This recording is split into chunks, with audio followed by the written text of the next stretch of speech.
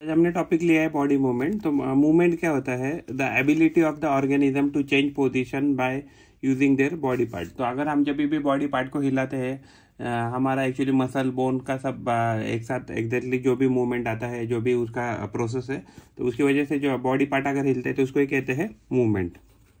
तो स्केलेटन क्या है? तो स्केलेटन एक इंटरनल स्ट्रक्चर होता है ऑर्गेनिज्म का, और ये उसकी वजह से क्या होता है, स्केलेटन की वजह से हम क्या कर सकते हैं, तो मूवमेंट कर सकते हैं। तो ये क्या है? इंटरनल स्ट्रक्चर है that give shape to the body. तो ये स्केलेटन शेप देता है बॉडी को और सपोर्ट भी देता है, और एक फ्रेमवर्क होता है। क्या होता है? ये एक फ्रेमवर्क होता है। वो एक फ्रेमवर्क होता है जो बॉडी को शेप भी देता है एंड सपोर्ट भी देता है। और ये किससे बना रहता है स्केलेटन? तो स्केलेटन बोन से बना होता है। डिफरेंट बोन जॉइन टुगेदर, यानी कि बहुत सारे बोन्स एक साथ आते हैं, जुड़ते हैं, और जुड़ने के बाद क्या बनाते हैं? तो फ्रेमवर्क बनाते हैं। तो different bone join together in a particular manner, यानी कि हर बोन के दूसरे बोन से जुड़ने का क्या रहेगा? एक पर्टिकुलर मैनर रहेगा, यानी कि सभी अलग अलग जॉइंट अलग अलग तरीके से जुड़े रहेंगे। Joint facilitate various types of movement, यानी कि जॉइंट क्या करते हैं? जॉइंट मूवमेंट करने के लिए मदद करते हैं। In higher animals bone muscles and cartilage together make the movement possible. Higher animal यानी कि जिनके पास मान लीजिए वर्टिब्रल कॉलम वगैरह है, तो उनमें क्या होता है कि एक्चुअली बोन्स मसल कार्टिलेज एक साथ आते हैं, और उनके एक साथ आकर उसकी वजह से क्या होता है? तो बॉडी मूवमेंट होता है। मसल्स क्या होते हैं? मसल्स बॉडी पार्ट होते हैं जो मूवमेंट करने में मदद करते हैं। एक्चुअली जो सॉफ्ट रहता है, जिसको हम मांस बोलते हैं, तो जो मांस है उसको मांस भी कह सकते हैं मराठी में, या हिंदी में माउंस ऐसे कह सकते हैं। तो जो भी एक्चुअली ये जो पार्ट है तो उसको मसल्स कहते हैं। May be attached to the bones और मे वर्क अलोन। ठीक है, अगर एनिमल में जहाँ मान लीजिए बोन्स वगैरह है या स्केलेटन सिस्टम है, तो वहाँ क्या करेंगे? तो ये जो मसल्स रहते हैं बोन्स को अटैच रहेंगे। अगर मान लीजिए अर्थवर्म जैसे अगर आपने देखा एनिमल, तो उसमें क्या होगा? तो ये क्या रहेंगे? तो किसी हड्डी से जुड़े नहीं रहेंगे, किसी बोन से नहीं जुड़े रहेंगे, फिर भी वो काम कर पाएंगे। कार्टिलेज क्या होता है? Cartilage are type of soft bone कह सकते हैं। तो एक प्रकार के सॉफ्ट बोन हो सकते हैं, सॉफ्ट बोन है कि जो बेंट हो सकते हैं। तो these are not hard as bone और found in upper part of ear, यानी कि अगर हम हमारा कान देखें तो हमारा ह्यूमन का जो भी कान है, तो उसके अपर पार्ट में रहते हैं ईयर में, टिप ऑफ नोज में। अगर नोज को अगर हाथ लगा कर देखेंगे, अगर वो हिल रहा है तो इधर, यानी कि उसका मतलब क्या है? उधर कार्टिलेज है। उसके बाद क्या है? जॉइंट्स। तो जॉइंट्स क्या होते हैं? Points where two parts of the skeleton are joint together, यानी कि जब भी दो बोन, मान लीजिए दो बोन, एक बोन दूसरा बोन अगर आ गया, तो इस पर्टिकुलर पॉइंट को क्या कहेंगे? तो जॉइंट कहेंगे। They are fitted together the make movement. तो जॉइंट इसके लिए रहते हैं कि जिसकी वजह से हम मूवमेंट कर सके। तो फॉर एग्जाम्पल हमारे बॉडी में कौन कौन से अलग अलग जॉइंट है? एग्जाम्पल है हिप जॉइंट है, एल्बो जॉइंट है एंड नी जॉइंट है। अगर हम बॉडी मूवमेंट की बात करें तो बॉल एंड सॉकेट जॉइंट। तो बॉल एंड सॉकेट जॉइंट क्या होता है? मान लीजिए आपका हाथ पूरी तरह से गोल घुमा सकता है, इवन आपका पैर भी गोल गोल घुमा सकते हैं, तो that is because of ball and socket joint. तो उसमें क्या होता है कि वन राउंडेड एंड, एक क्या होता है कि एक राउंडेड एंड रहता है, और यहाँ एक्चुअली एक क्या रहता है? ऐसा कैविटी जैसा स्ट्रक्चर रहता है जिसमें ये बॉल अटैच हो जाता है। तो rounded end of one bone fits into another cavity of another bone या अदर बोन। इसकी वजह से क्या होता है कि मूवमेंट जो होता है पूरे सारी डायरेक्शन में हो सकता है। ऑल डायरेक्शन में मूवमेंट हो सकता है। फॉर एग्जांपल जो भी हमारे हिप में, हमारे लेग्स और हमारे जो हैंड है, तो उसके जो भी जॉइंट है ह्यूमन में, तो वो क्या है? तो ये बॉल एंड सॉकेट जॉइंट है। हिप एंड शोल्डर में जो भी जॉइंट है, इसको बॉल एंड सॉकेट जॉइंट कहते हैं। जैसे पिवोट जॉइंट कहाँ रहेगा? हमारी गर्दन में रहेगा, नेक में रहेगा। उसमें क्या होता है ना, उसमें मान लीजिए ये ऐसा एक होल है, तो उस होल में एक्चुअली ऐसा टाइप का एक स्ट्रक्चर अटैच रहेगा, जिसकी वजह से हमारे गोल गोल घूम सकता है गर्दन। तो इसमें क्या होता है कि cylindrical bone rotates in a ring joints neck to the head. तो ये क्या करता है? ये जॉइंट नेक को हेड से जोड़ता है। Allows head to bend forward, यानी कि हम आगे पीछे नेक को कर सकते हैं और लेफ्ट राइट कर सकते हैं इस जॉइंट की वजह से, यानी कि हम उससे backward forward and left right movement neck का कर सकते हैं because of pivot joint. Hinge joint क्या होता है? तो ये इसकी वजह से जो मूवमेंट होता है ओनली बैक एंड फोर्थ कर सकते हैं। जैसे फॉर एग्जांपल हमारे नीज है एंड एल्बो है, तो हम क्या है कि एक पर्टिकुलर मूवमेंट के बाद, यानी कि देखिए अगर हम एल्बो देखें, तो एल्बो मैक्सिमम कहाँ आ सकता है? यहाँ से यहाँ आ सकता है, और यहाँ से एल्बो यहाँ आ सकता है, अगर ये हमने इसको हमारा हैंड प्रिज्यूम किया। तो यानी कि इसके नीचे नहीं जा सकता है, राइट? ये जो लाइन है तो इसके नीचे जॉइंट नहीं जाएगा, तो इसको ही क्या बोलते हैं? तो हिंज जॉइंट ऐसे कहते हैं। तो ये जॉइंट कहाँ आएगा? तो नी और एल्बो में आएगा, और इसकी वजह से जो मूवमेंट रहेगा वो सिर्फ क्या रहेगा? बैक एंड फोर्थ ही रहेगा। उसके बाद है फिक्स जॉइंट।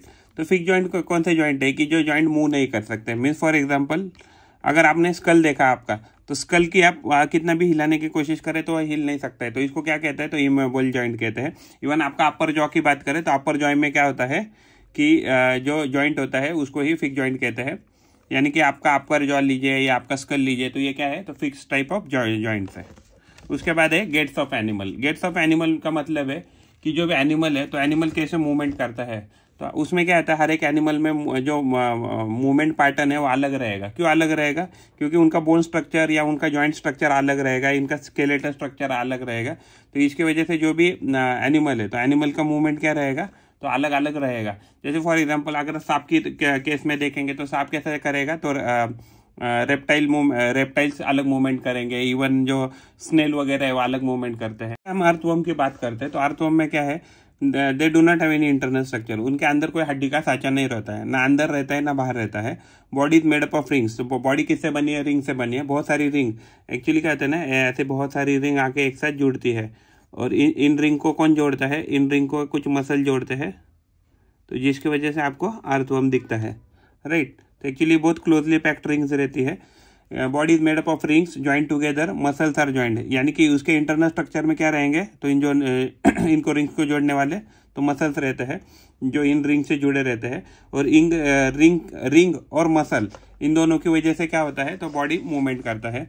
तो एक्चुअली इसकी वजह से क्या करता है अर्थवर्म, तो उसकी वजह से एक्सटेंड कर सकता है बॉडी को या शॉर्टन कर सकता है। और ये एक्सटेंशन और शॉर्टनिंग इसकी वजह से ये क्या होता है, अर्थवर्म में बॉडी मूवमेंट होता है।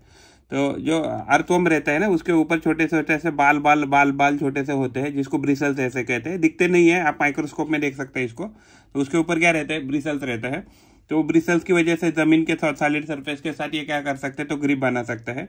तो जब भी मान लीजिए जो रिंग्स है, तो रिंग्स और मसल का जब भी कॉन्ट्रैक्शन और एक्सटेंशन होगा, तो उसकी वजह से क्या होगा, कॉन्ट्रैक्शन और एक्सटेंशन की वजह से तो ये जो अर्थवर्म है वो आगे मूव कर सकता है, और जिसकी वजह से मूवमेंट पॉसिबल होती है। अगर हम स्नेल के बॉडी मूवमेंट की बात करें तो स्नेल क्या है, तो स्नेल अपना मूवमेंट करता है मस्कुलर फ्लैट फुट की वजह से, और ये एक्चुअली ग्लाइड करता रहता है सॉलिड सरफेस के ऊपर विद द हेल्प ऑफ उसका बॉडी क्या रहता है, कंप्लीटली लुब्रिकेट रहता है म्यूकस से।